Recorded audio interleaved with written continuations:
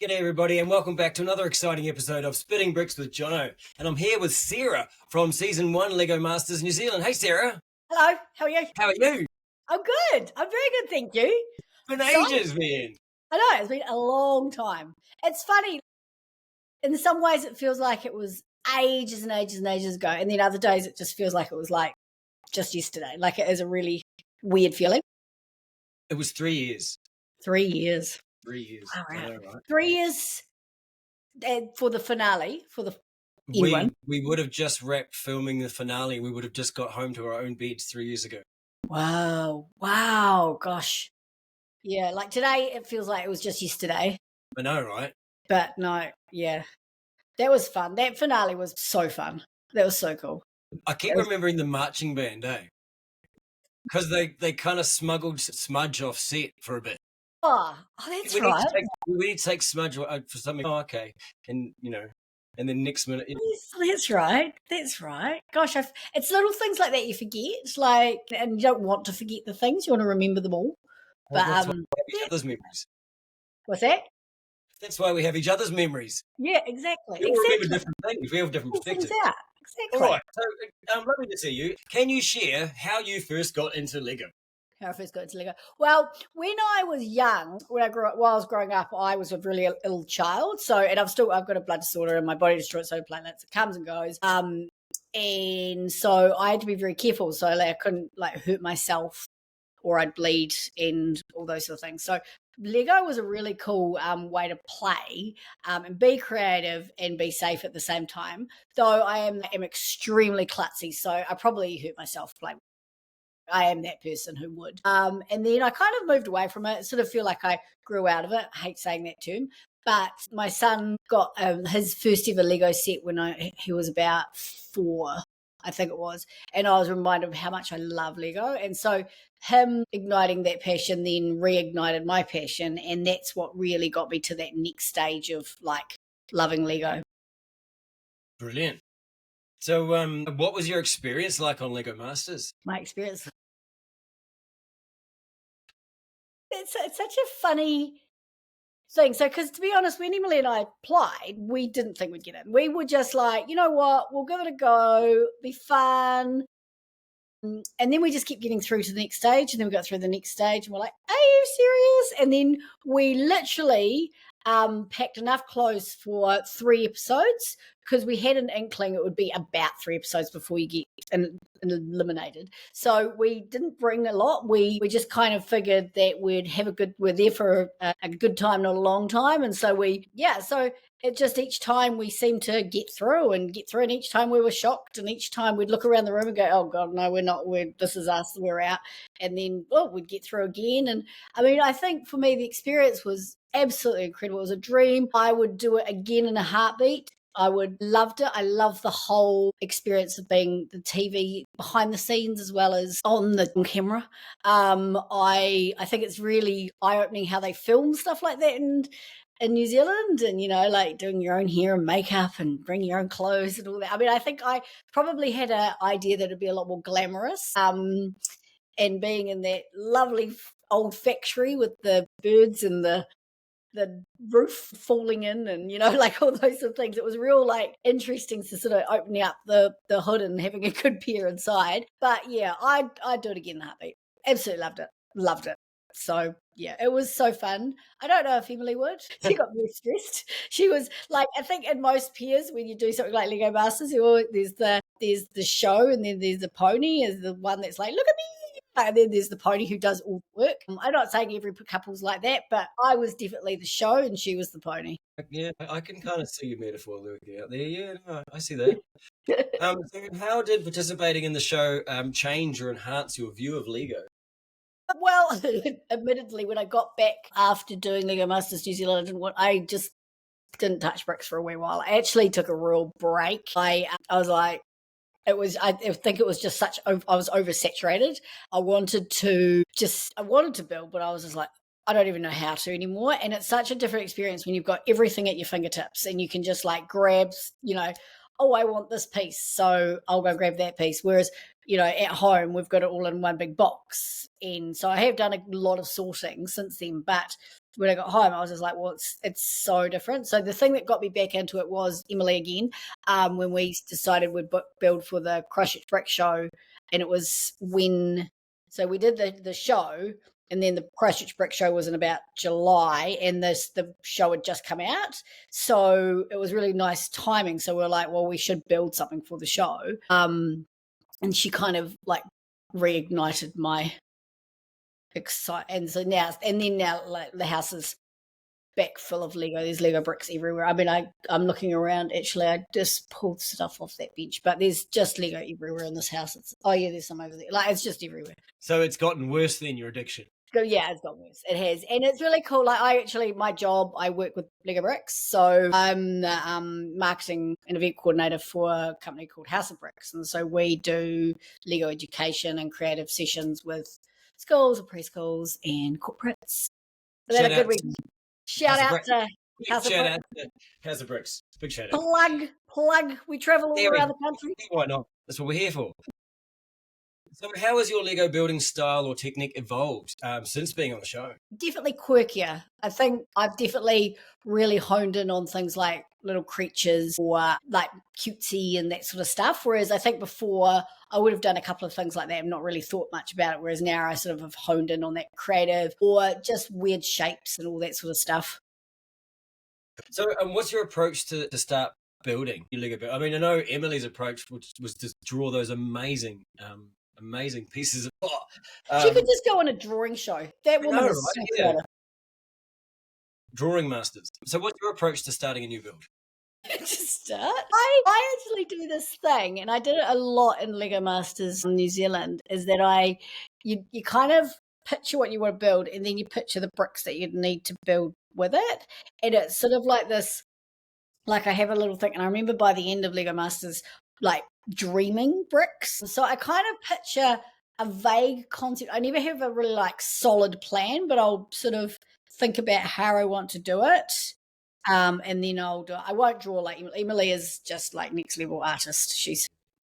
Yes. So can you describe a build on the show that you found particularly difficult and how you managed to navigate that on the show? All of them. No, probably I always look back. My favorite build and my most hated build was the octopus, because like I loved it so much, and it was like, if anyone asks my favorite build, it was just, and that, but it was so like you couldn't look at it without it breaking. Yeah, so I remember that. Oh, the bits fell on the floor that time. Yeah, and like as Robin would often say for us, it was held by love and wishes. And I don't think my building style's really changed from that. The structural integrity of my builds is never a strong goal. Aesthetics over form. Yeah, exactly. So don't breathe near it too much, because it will fall apart. But so that one that broke us. I remember driving back in the car or in the van, and Emily and I we just couldn't even say words. We were just like, but yeah, that's probably the one that just was the most challenging. Fair enough. So what inspires you when it comes to your Lego designs? What inspires me? Yeah. Creativity, variety, anything. Like I love flowers, and I love the botanics series. I mean, my husband gave me another one for our wedding anniversary just recently. Congratulations. Oh, thank you very much. 14 years. Wow. I know, 14. We've been together 17. So it's pretty handy, because my son was also born the same year we got married. So it helps us remember how old our child is as well. That's good. Bonus. Not technique there. I like your technique. Bonus memory unlock. I like, life inspires me. Like, I just love the fact that you can build whatever you want. Like, that's such a cool medium to work with.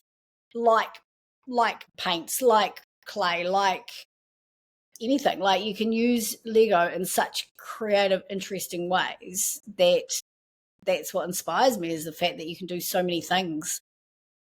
And you'll have a pile of bricks, and everyone will build something different. Yeah, absolutely. Yeah. Absolutely. So what was the most memorable moment for you during the show? One particular, probably the rubber duck, winning the rubber duck, because we just thought it looked like crap.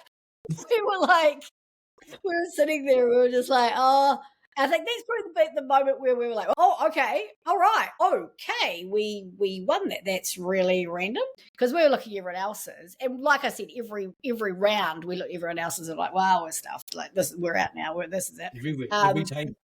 Every table, yeah, and that's the thing. Like, there's just so much skill in the room. So I think that was probably the most memorable moment of like, what? So yeah.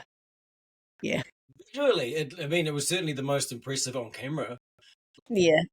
Yeah, just that vibrant yellow. I have to say, that was before we'd even discovered what the 10-3-1. I mean, we'd read the book, but none of us really knew what that meant. yeah. I think I was very lucky. Emily is so good with color. Yeah. She is. I mean, like I said, she's my inspiration. If you see who's my biggest Lego inspiration, it's Emily, because she's just got such a great eye for color. It's so funny. We were talking about the other day, like, what would we do with it if we do the rubber duck the same way?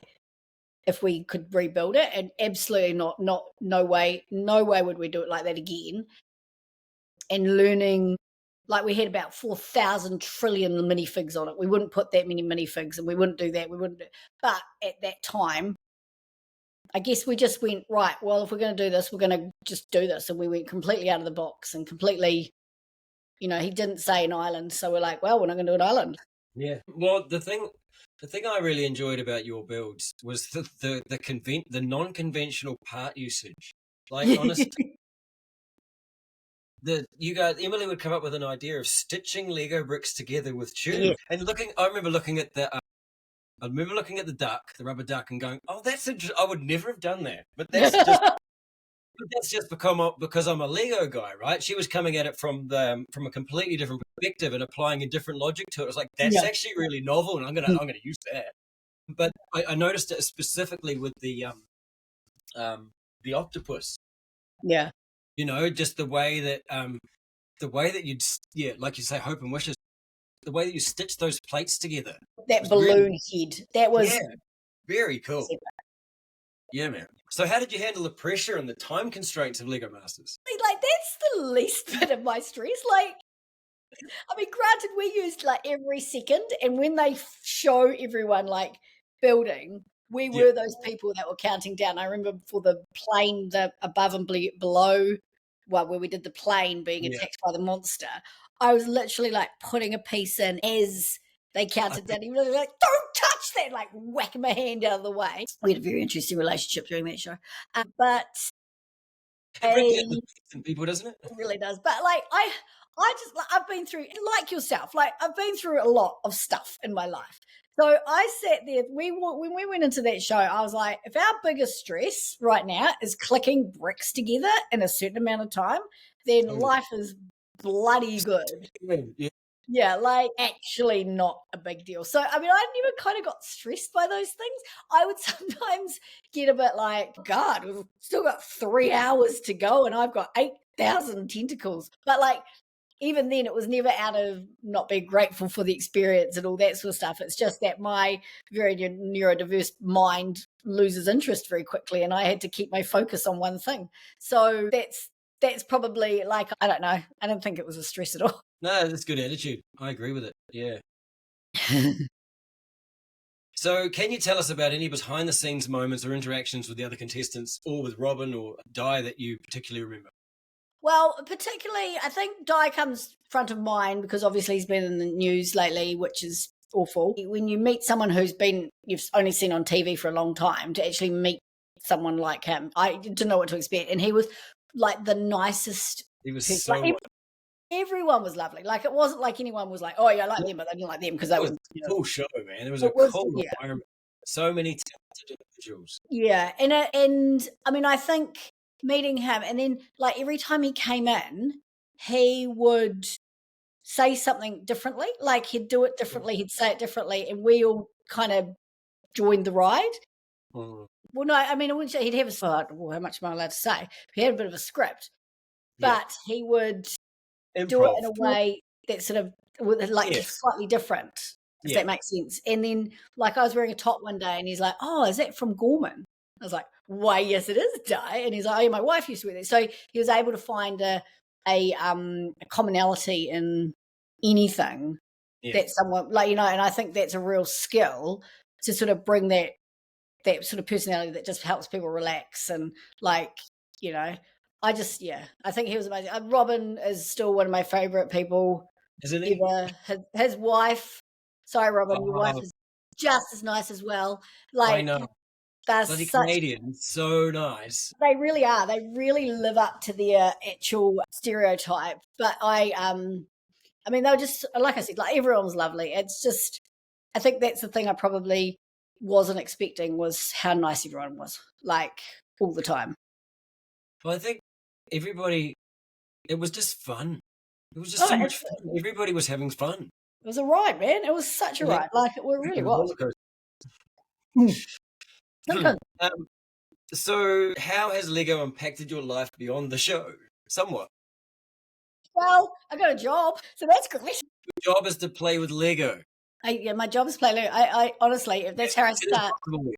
So often I'm behind the scenes because I'm doing, like, the marketing and event coordinating, and, like, today I was doing a press release, which is really cool. But, like, it's still my highlight to go into a school. Like, that's still, if Rachel asks me and she's like, "Oh, are you free for a school?" I'm like, "Yes."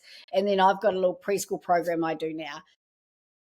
Like, I am so lucky that brought me to such a cool role. I am grateful for that. Lego is great for my family. Like, we do a lot of building together. Mm-hmm. And I don't know. Like I said, I think it's such a cool medium in so many ways, and it opens up conversations. It opens up creativity. There's studies around using your hands and your brain and all those sort of things that, I mean, I'm just grateful that it's in my life, really. Me too. So, where am I? Hang on. What role, going on to that from there, I guess, what role do you think Lego plays in fostering creativity and problem solving? Very much. So if you've heard of the Lego serious play method, so, I mean, obviously we run that at House of Bricks, plug. And so I like it. It brings a conversation where there potentially wasn't a conversation before, and it can be, you can discuss why two bricks are stuck together, and someone might be coming up with the answer as they talk, but they're able to do that because they're using their hands and their brains. So there is a lot of studies around that, and how important it is to promote communication. So people often think of Lego as a, like, one person, you're just focusing on what you're doing, when actually it can open up a room, it can create teamwork, it can create fun, it can create communication, it can create understanding as well, which I think is really cool. Like, someone might build something and be like, well, this is how I see this, but someone else might see it in a different way and not realize that that's how they see it. So Wonderful. So, have you noticed any positive effects on your mental health while playing with Lego? Very much so. Yep, absolutely. I think you can't help but enjoy the process. And Emily and I run a program called Memoration of Bricks, which is just a really cool thing. We got sponsored by the Lug down here. And it is such a cool way to bring people together to create art, and it is very much about the art. We have a seed piece and then we build from it, and every time it's different. Every time people come up with things. Sometimes people will build things, but most of the time they build shapes and patterns, and I think that's just what people need. I think you're right, absolutely right. So how does building help you unwind or focus? Does it help you unwind? What's that? Does it help you unwind? Well, yeah, I don't really do it at night unless Emily and I are building something. I'm a real TV person. So I probably would watch TV to unwind, admittedly. But it does help me, like, relax with the kids and stuff like that. And it is not a screen, an alternative to a screen, which is nice as well, because we shouldn't watch too much. Of course. So can you tell us more about your engagement with the community? You said you were involved with the Lug there, and you've been doing the Memoration of Bricks. Can you expand on that, please? I'm not part of You talked about how the Lug was... so yeah, I know. So Emily and I had this idea of creating this memoration. So Memoration of Bricks was sponsored by the Lug down here, the Lug that also runs the Christchurch Brick Show. Yes. Like 2x4? What's that yes. called? Yeah. Yeah. Anyway, so it's really cool. It's a way to basically create something. We've done this for about 2 or 3 years now. No, it can't be 3 years. Must be 2 years. Just over 2 years. It's 90,000 bricks. They're all in non-Lego colors. So they're like your purples, your pinks, your turquoise, your teals. It's really interesting from what we saw how it would come out and what has actually happened. Like what we didn't expect was people would find us. So we thought everyone would have one go and they'd be like, oh yeah, that was really fun, and then move on. But no, we often, like every brick show we've done so far, everyone's like, oh, I was looking about where you were going to be because I wanted to come and build with you guys. And we're just loving that we'll create these shapes and then people add to them, and it's just the evolution of that and the collaboration that comes with it.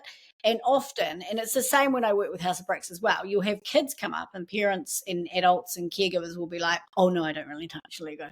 And then they'll be the ones that are really getting into it as well. We had my favorite memoration experience was we were over at the West Coast doing the West Coast Brick Show, and a person came along and they'd just dropped off their children to have some time with their other parent. And they sat down and they started building, and I think they sat with us and just built for about 4 hours. And wow.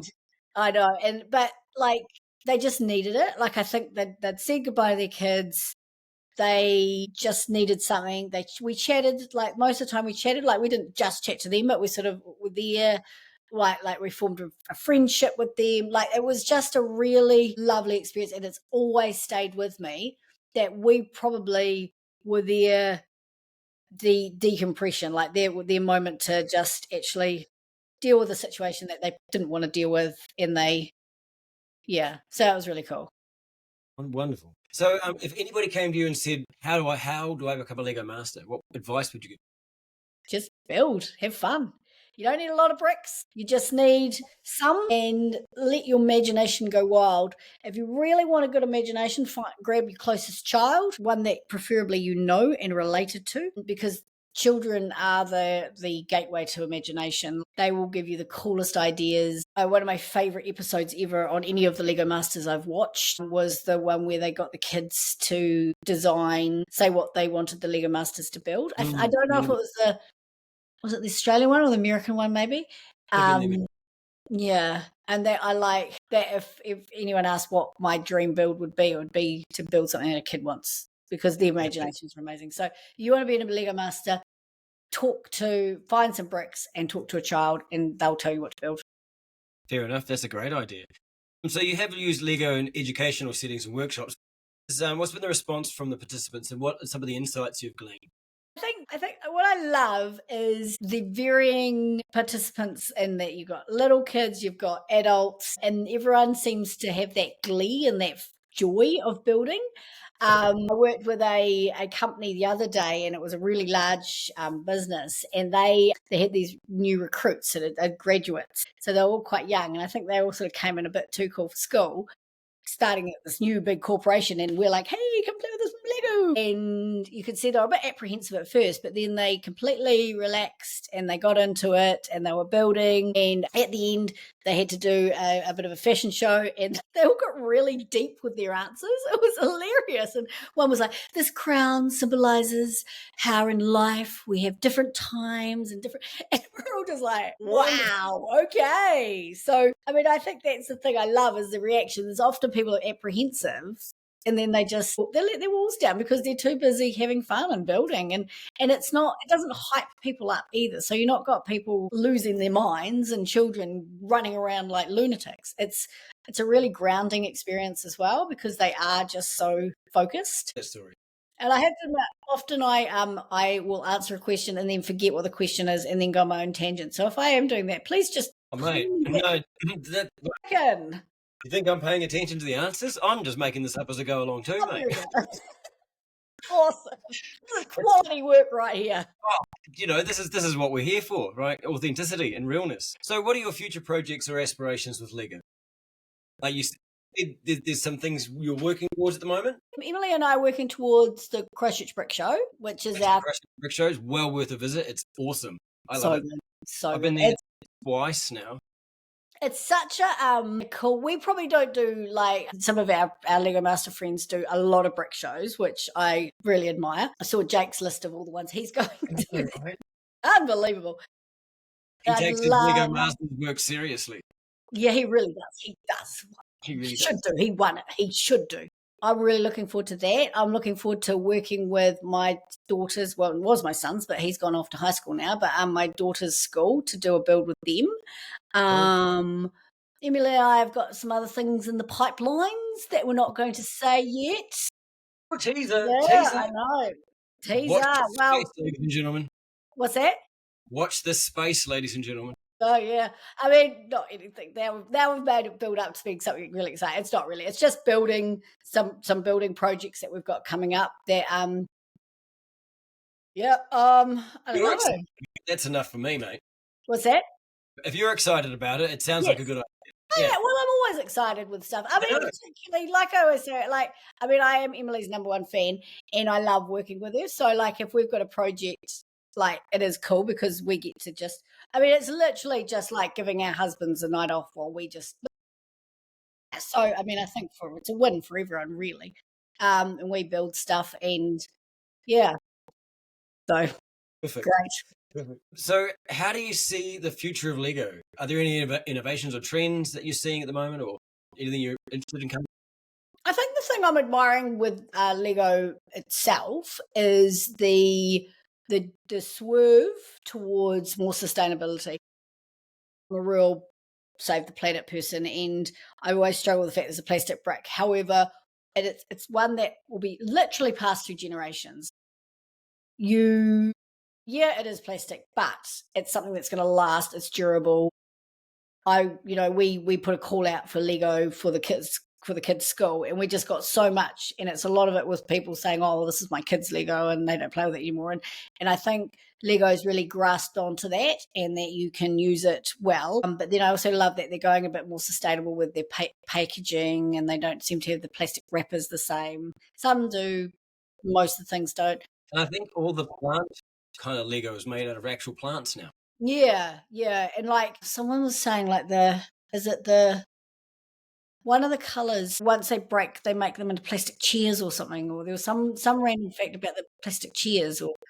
So I mean, I love that. Hopefully Lego works on their browns, because their browns seem to break more than anything else. But brittle brown. I think the new versions of brittle brown are better. Oh, that's good. Good to know. But some of the old sets, yeah, they just they fall to bits when you pull them apart, unfortunately. Yeah. So, would you ever consider returning to Lego Masters? Yeah, no, I would. 100%. I was so sad when they stopped the New Zealand one. I was so sad. I was ready to do a guest appearance. I would have done that too. Yeah, totally. I would. I would happily. I don't know if Emily would, but that's right. And so, if you could build anything out of Lego without any restrictions, what would it be?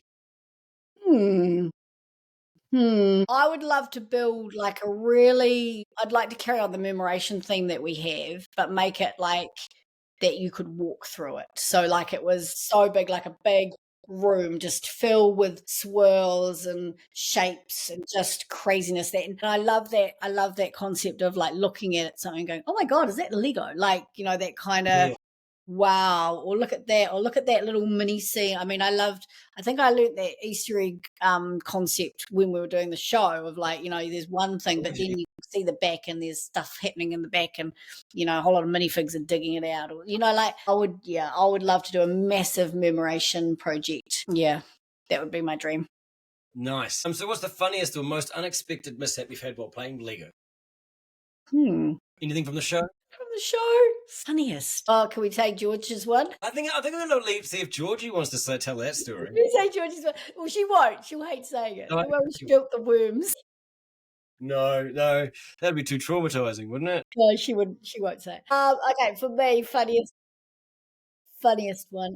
I don't know. I remember when I just remember the look on everybody's faces when Di came in and tripped with a bucket of bricks. Oh, like 8, 7 or whatever it was. And I just remember looking at it, just see everybody just like they went, and then it was like, oh, Di, Yeah, horrible feeling. It's so distinctive. Oh, so yeah. There's so many memories from that place. Is there a Lego set from your childhood you remember building that's got a particular fond memory? We didn't really, as a kid, I don't remember having sets. I remember we had like the tiles for the roofs, and I remember we had trees, and we used to build lots of houses, and then we'd build the inside of houses. And that's about as far as I remember with Lego bricks as a kid. I don't think we had Duplo. I loved building with Duplo, making really big structures with them. But I don't remember sets as much. Fair enough. I Yeah. remember Fabuland. I remember we had some Fabuland. Remember those little guys? They were fun. Yeah, that was cool. Yeah, I don't remember having a set like that. I just remember having boxes of bricks. So here's a question for you. So yeah, we're at set. We've been made up, mic'd up, and dressed up, and we're standing behind the roller door for the very first time. What's going through your head? Let all the dry ice out. I am thinking, what the hell have we just done? I was so nervous, and I was so like, what am I doing? What is this? And then like Emily and I running and clutching each other because we were just so like, what are we doing here? And like losing our minds slightly. Slightly, a lot. So I think that was my favoritist article after we did the show was the article from the Spinner, and they talked about and in came the two mums.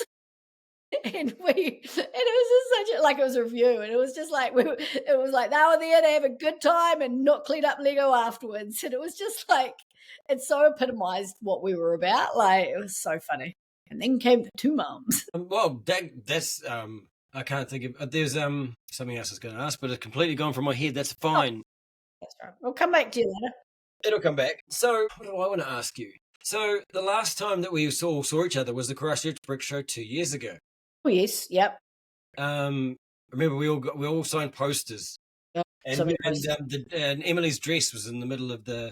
Yeah, that's right. And Amy put it on. Yep. Yeah. Yes, I remember that too. Oh, I think I've got pictures of that somewhere. Yeah. No, that was cool. So, when's the next reunion? How are we going to plan the next Lego Masters reunion? Like, is there a show? Everyone should come to the Christchurch Brick Show. When's the Christchurch Brick Show for everybody watching? July the 4th, 5th. Yeah, July. I have got it in my calendar. Is this like, check my calendar. I know it's July. I know it's in the school holidays. It's July the, wait for it, the...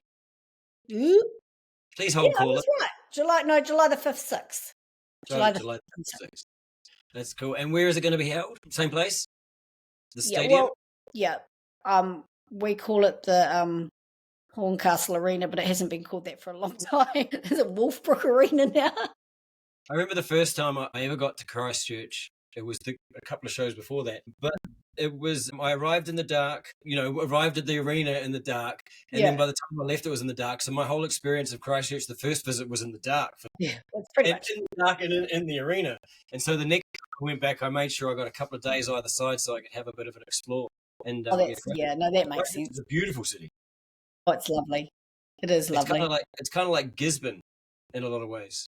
Oh, okay. Being flat and been surrounded by hills. Your hills are bigger. Yeah. But I think it's the East Coast as well. It's got the East Coast vibe going on. Yeah. I've never been to Gisborne, so I can't tell you, but yep. Oh, well, yet. There's still time. Yeah, oh, yes. The Gisborne Brick Show is coming up soon. We've got a Gisborne Brick Show in April. It's our third cool. annual Brick Show. And we're moving out to the AMP showgrounds here. We've got a lot more. We doubled in space from the first year to the second year, and I think we've gone another third again for this year. It's so cool. So it's become quite popular out here on the East Coast. I don't know why. It's great. Why not? I think there's someone on the East Coast actively encouraging people to play with Lego. Yay! Some sort of pusher of some kind. Yeah, why not? I know, right? Well, that was our big thing at the shows. Is we always talk to people and they'll be like, "Oh, it's so cool," and I'm like, "You should enter, get some bricks and enter," because like that's what's going to grow a show is just letting anyone know that they can do it. You don't have to have a million sets. You don't have to have a lot of bricks. You just need to have an idea and build with what you've got and make it awesome. The thing I like, I've been running a couple of Lego workshops here in Gizzy, and I've managed to run a couple which are all ages. And the thing I like the most is that everybody gets something out of it. Like there was this one particular class I had where the young boy was 9. His mum and her dad all came. And her dad was sitting on the outside watching and just enjoying and beaming with pride as a granddad. Yeah. The mum was sitting there sorting Lego bricks with me and just talking about the life, the universe, and everything. And the young boy was building stuff and quickly showing his mum and his granddad. Oh, and that's cool. she wrote afterwards about how she was completely amazed at how Lego had been that one kind of unifying language that had kind of brought everybody to the same page, and it had kind of different experiences through the same medium. And I just thought that was a wonderful way of looking at it. For me, Lego, I say Lego saved my life. It literally did. I mean, the opposite of depression is expression, you know? And I found that I look back on some of the art that I did years ago and even some of the art from the show, and I can certainly see some of the things that I was going through at the time being expressed in bricks, you know, and I found that Lego as an art form can be quite cathartic and can quite, you know, it can make sense of a disordered mind at times. Oh, 100%. One of my favourite stories, actually, I think it comes from the House of Bricks in Christchurch. And I think it was Rachel that told me this story. And it was about a young non-verbal autistic boy who didn't have many friends and was in the playground and not really interacting with many people and didn't talk to anybody, obviously. But then they brought Lego in and he built this robot. Someone asked him about the robot and he started talking about it and they couldn't shut him up.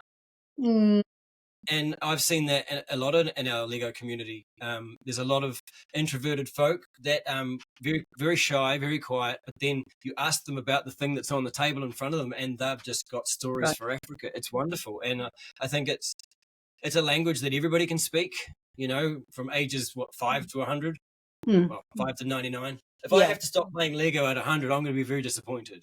Yeah, they do take it away. I'm going to refuse. I'm absolutely going to refuse.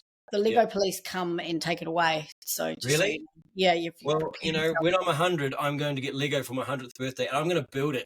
Damn it, I'm going to build it. Just be like, I'm going to do it. I'm going to break the rules. I'm going to do that. Living dangerously, right? Oh yeah. Well, it's been an absolute treat to have you, mate. And you know, let Emily know if she'd ever like to be a guest on the show. She's more than welcome to pop on and say good day. Yes, I have to say it was very weird doing this by myself. I'm so used to having my buddy, but to be fair, your eardrums have probably last a lot better when you only have one of us at a time. It just becomes a much quieter. You've actually kind of stumbled upon the ulterior motive for only doing one at a time. You caught me. You found me out. You know what? Your eardrums destroyed. No, I just I don't know. I think as part of Lego Masters, like we get. Part of the joys of Lego Masters has been being in a team, you know, and having to work with a person with a mind who may approach things from a completely different perspective. And I thought, you know, in that room with those people, like I looked around the table, the same as you. I looked around the tables and went, I don't belong in here. Like, what am I in here with all these people? Like, that guy's an engineer and that guy's a climate scientist. And it's like, whoa, like I'm in the wrong room. Right? Yeah. But then they say if the people in the room around you aren't smarter than you, you're in the wrong room. So maybe I was in the right room after all, you know?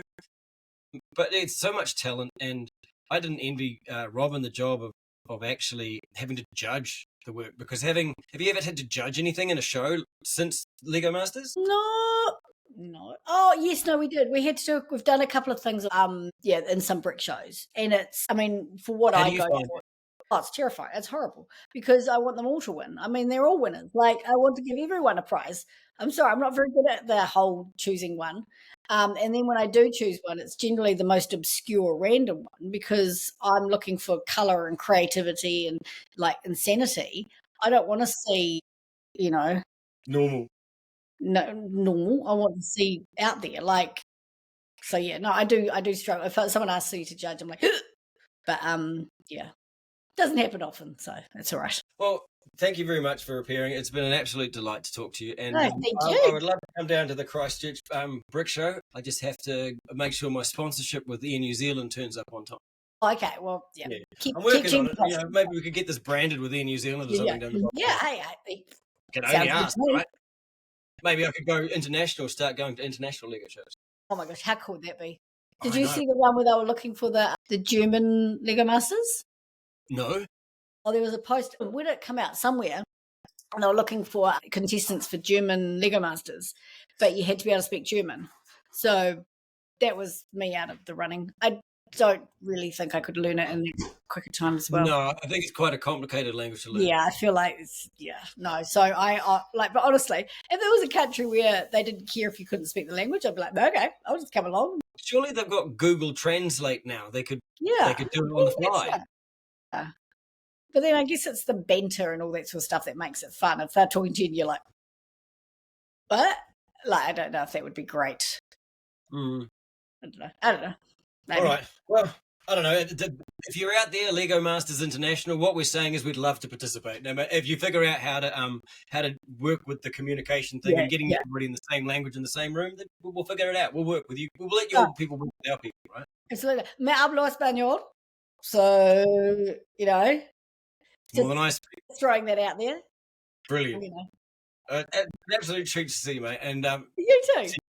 Until next time, grab life by the bricks. Rock and roll. All right.